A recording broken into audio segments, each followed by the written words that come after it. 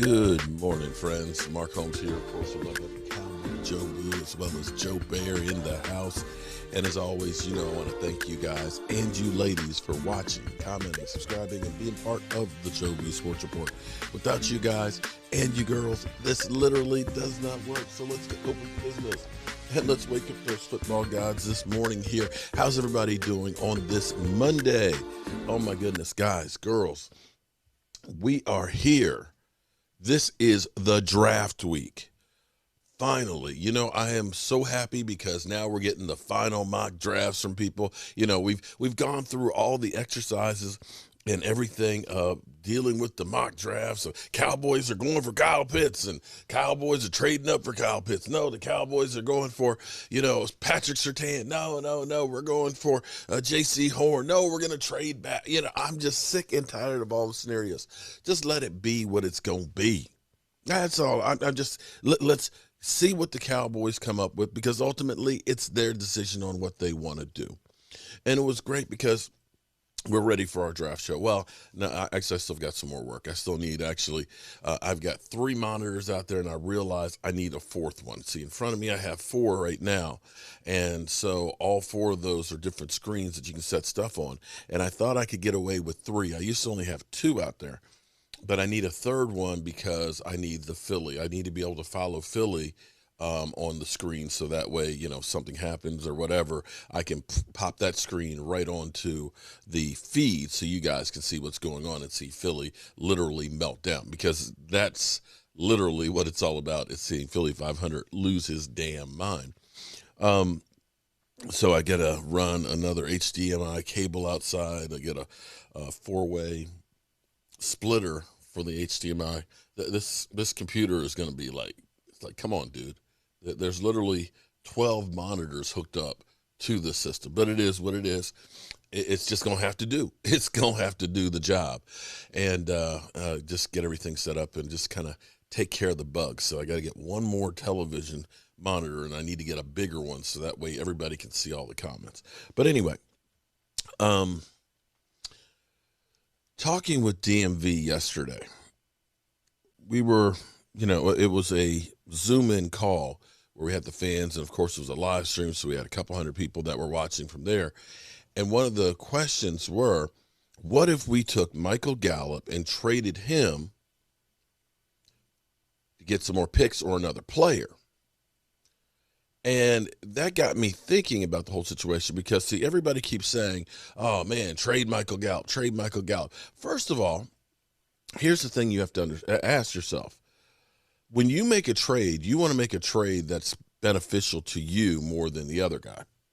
And I'm not sure that you're going to be able to make a trade to give up Michael Gallup that's going to be beneficial to you more than what you're getting back in return. Because as I look here, let me bring this over here. Wide receivers weren't really that coveted this offseason. Kenny Galladay was the coup de grace. Kenny Galladay ended up getting the biggest contract. He got a 4-year, $72 million deal at $18 million a year. But after that, it literally wasn't a big market. Corey Davis got a $12 million. Chris Samuels got 11. Nelson Aguilar got 11. Hell, Juju Schuster ended up not getting any deals. Now, part of that may be because he's, Juju and got his dancing and all that. But he re-signed with the Steelers for only $8 million, and a guy like A.J. Green only got $6 million. Emmanuel Sanders only got $6 million. So there wasn't a big market for wide receivers. And so my question would be is this: if people weren't saying, let's pay for a wide receiver, let's sign a contract on him, knowing that Michael Gallup after this year will need a contract, why wouldn't you just sign a free agent and not give up something that you deem valuable, a draft pick or a player? So I don't think that the market is per se there as much as we think it is for wide receivers. I believe the best you would do is a 3rd-round pick, and I'm not sure a 3rd-round pick does that much to fix our defense. And I dare say this: Why do we want to mess with something that works? We know Michael Gallup, along with having Amari Cooper and CeeDee Lamb, works. We were about to have 3 100-yard wide receivers. Now, don't get it twisted and don't make me think. I mean, I'm not going to try and convince you that Michael Gallup can replace Amari Cooper as the number one. It's not.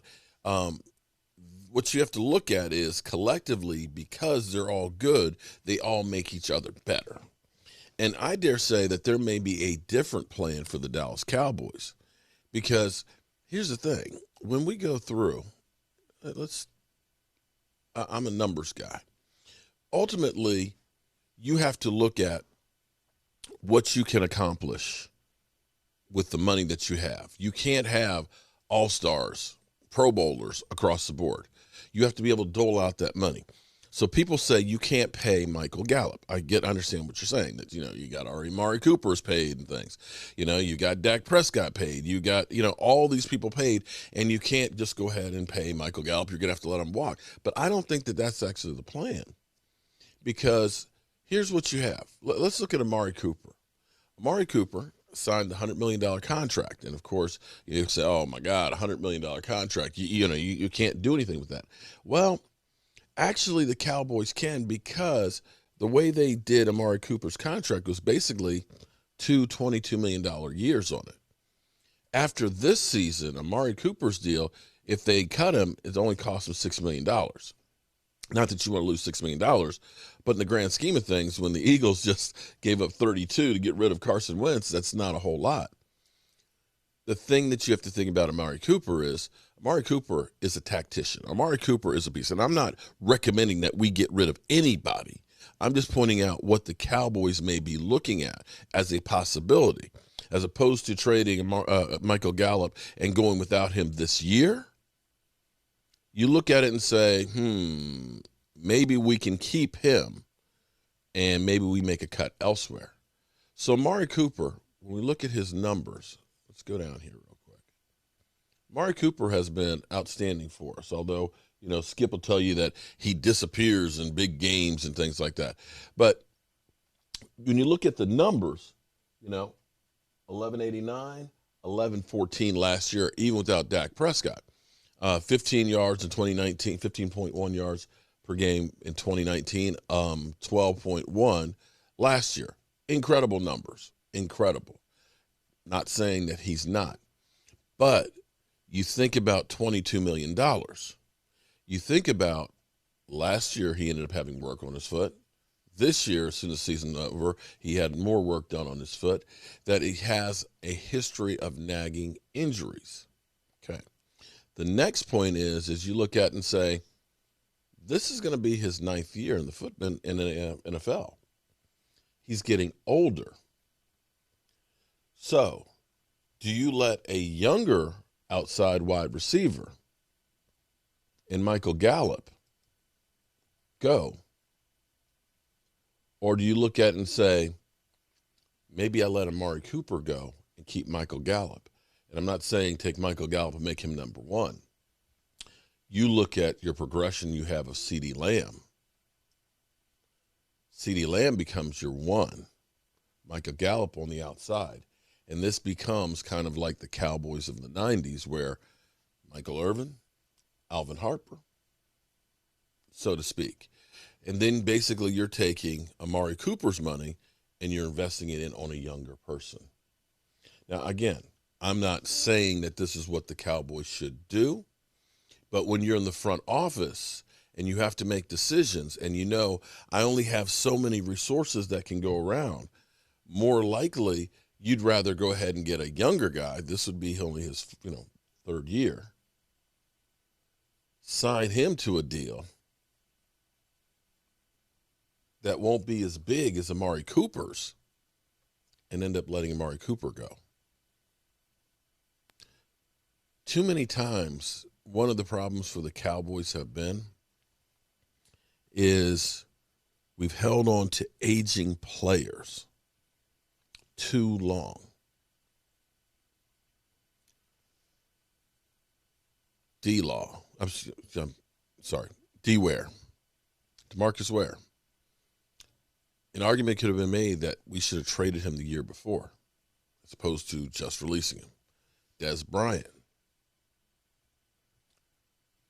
Players that have injury history don't all of a sudden stop having injuries. They continue to have those injuries. I'm not going to say that Amari Cooper is not going to be a great receiver for a couple more years easily.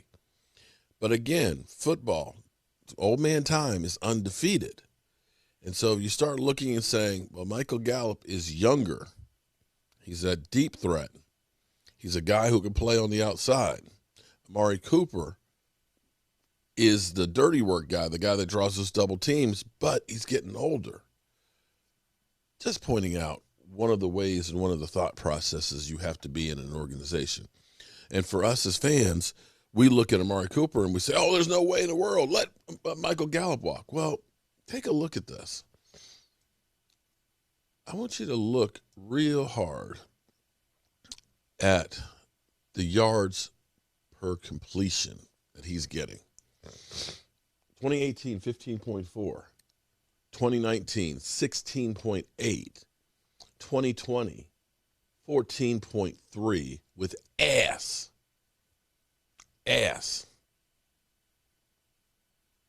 throwing to him.